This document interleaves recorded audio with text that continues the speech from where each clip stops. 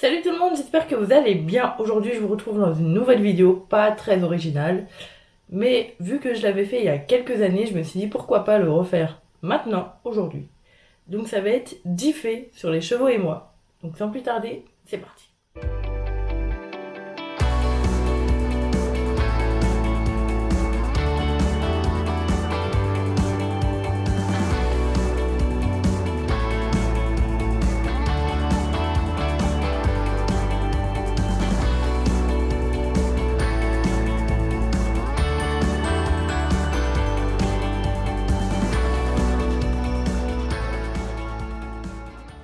Alors, du coup, c'est la version 2024 parce que il y a quelques années j'avais fait, mais c'était il y a longtemps. Donc du coup, je me suis dit pourquoi pas vous le refaire avec les infos d'aujourd'hui. Donc, le premier point, je ne fais plus d'équitation depuis 2016. Alors oui, ça va faire 8 ans maintenant que je fais plus de cheval, alors que je me rappelle quand j'étais petite, je me disais que j'allais jamais arrêter l'équitation, sauf que le temps passe et malheureusement avec certaines choses qui se sont passées, j'ai décidé d'arrêter l'équitation. Voilà, parce que j'apprécie plus ce qui se passe des fois en club et j'ai pas envie de retomber dans une thématique. Donc voilà, depuis 2016, je ne fais plus de cheval. J'avoue que ça me manque pas la version équitation, mais la version lien avec les chevaux, parce que vraiment, moi, je m'en fous de poser mes fesses dessus, hein. C'est juste le lien avec le cheval qui me manque. Voilà. Deuxième point, ma marque préférée, comme vous le savez, c'est Félix Beller. À chaque fois que je vais sur le site de Kramer, ou que maintenant, vu qu'il y a un magasin qui est ouvert pas très loin, je peux y aller, je regarde toujours Félix Beller parce que je sais pas, je trouve que il y a un truc avec cette marque et ils sortent des fois des collections avec les chevaux qui sont trop belles. Ouais. Donc voilà, c'est ma marque préférée. Préférée. Point numéro 3, j'ai passé mes VETP. Donc les VETP, pour ceux qui ne connaissent pas, c'est les tests d'entrée pour faire monitrice d'équitation. Donc je les ai validés en 2015. Donc ça fait maintenant plusieurs années, hein. Je les ai validés en 2015. Donc il y avait les tests dressage, obstacle et longe. Et après on avait un petit entretien. Et j'ai validé ces tests et j'étais très contente parce qu'à l'époque il y a certaines personnes qui ne croyaient pas en moi et qui du coup ne m'avaient pas accompagnée et qui me l'avaient dit au dernier moment. Donc du coup, voilà, dans vos fesses. Ils croyaient que j'allais pas l'avoir et finalement, je les ai eus. Et depuis, il ne s'est rien passé de plus. J'ai pas fait la formation monitrice. Mais ils sont valables à vie. Voilà. Donc ce qui est bien, c'est que voilà, si jamais ils me donnent l'envie de recommencer dans ce milieu, je peux être monitrice d'équitation. Point numéro 4, il y a plusieurs années maintenant, j'ai été palefrenière. Donc, c'est-à-dire que je m'occupais des écuries, je m'occupais des chevaux. Pour ceux qui. Je pense que tout le monde connaît ce métier. Il y en a dans chaque écurie, normalement. Et voilà, ça consiste à vraiment entretenir les écuries, à nourrir les chevaux, à les mettre en liberté, à regarder s'ils n'ont pas des petits bobos, à soigner ces bobos. Donc voilà, pendant 2 ans, j'ai été palefrenière, donc 1 an en formation et 1 an en tant que cavalière soigneuse. Voilà. Donc le matin, je m'occupais des écuries et l'après-midi, je m'occupais du travail des chevaux. Et je vous avoue que euh, c'était du boulot. Vraiment, la deuxième année, c'était épuisant. Voilà. Mais c'était une bonne expérience, malgré tout, parce que j'ai pu m'occuper de chevaux incroyables.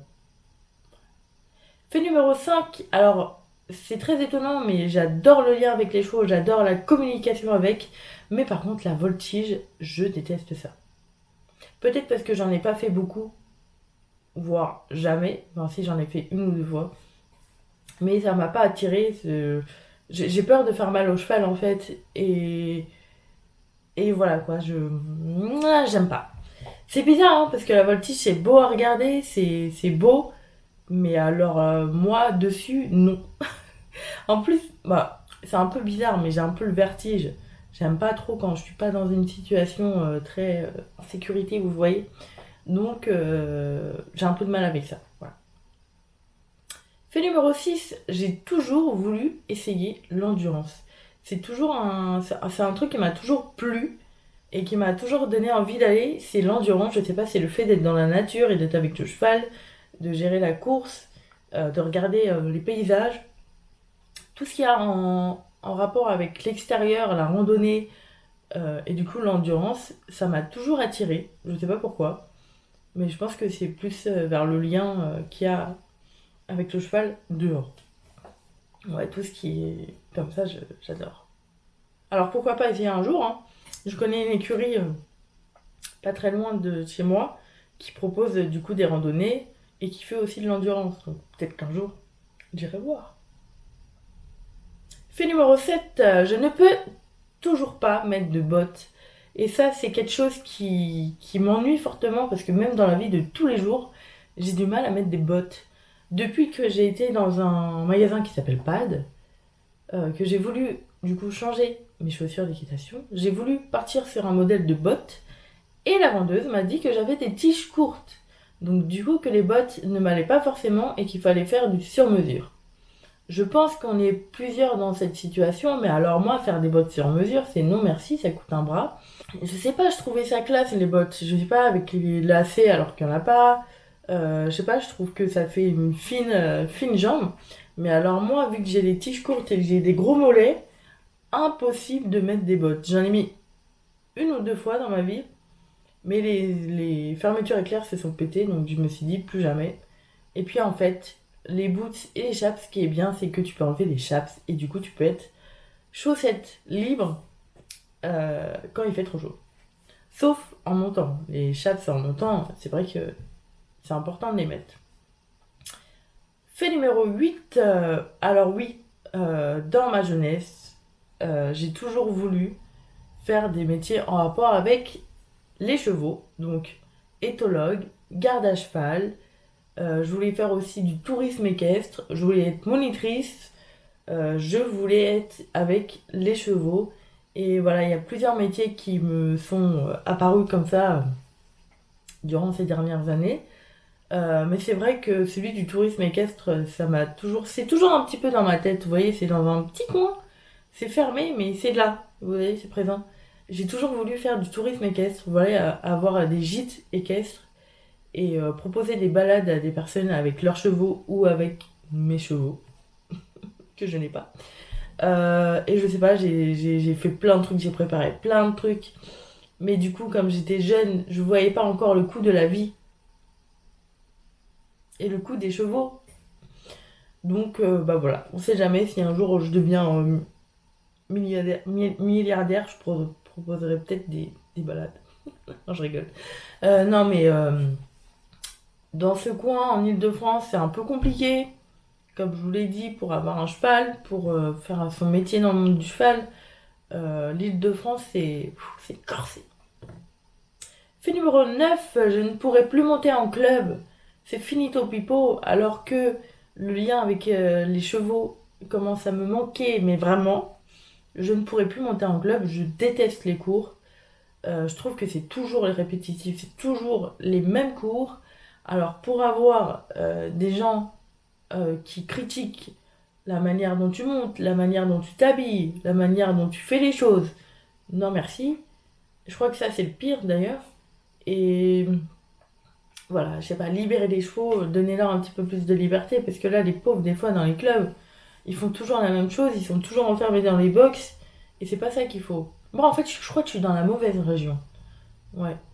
Parce que je pense que c'est un pic élevé en Ile-de-France de ce genre de comportement et, et pauvres chevaux quoi. Enfin bref, c'est mon opinion. Je critique aucun club, je ne connais pas tous les clubs, je ne sais pas comment ils gèrent leurs chevaux ni rien, mais avec tous les clubs que j'ai fait, bah ces clubs, bah voilà, je sais ce que je pense. Et dernier fait, oui, en ce moment, j'adore l'équitation éthologique. Enfin, pas de l'équitation éthologique, mais l'éthologie, en particulier la méthode de la Cince. Je suis en train d'étudier un petit peu leur méthode, et j'avoue que, bah voilà, quoi, c'est ce qu'il faut. On devrait revenir un petit peu plus au travail à pied pour comprendre le comportement des chevaux. euh, et bah voilà, pour mieux les comprendre et pour faire autre chose que de l'équitation, parce qu'il n'y a pas que l'équitation, il y a aussi le travail à pied, il y a aussi le comportement du cheval, il y a plein de trucs à faire, à part monter à cheval. Ouais, ce serait bien qu'il y ait des gens qui fassent des cours éthologiques, que ce soit imposé en fait dans les clubs.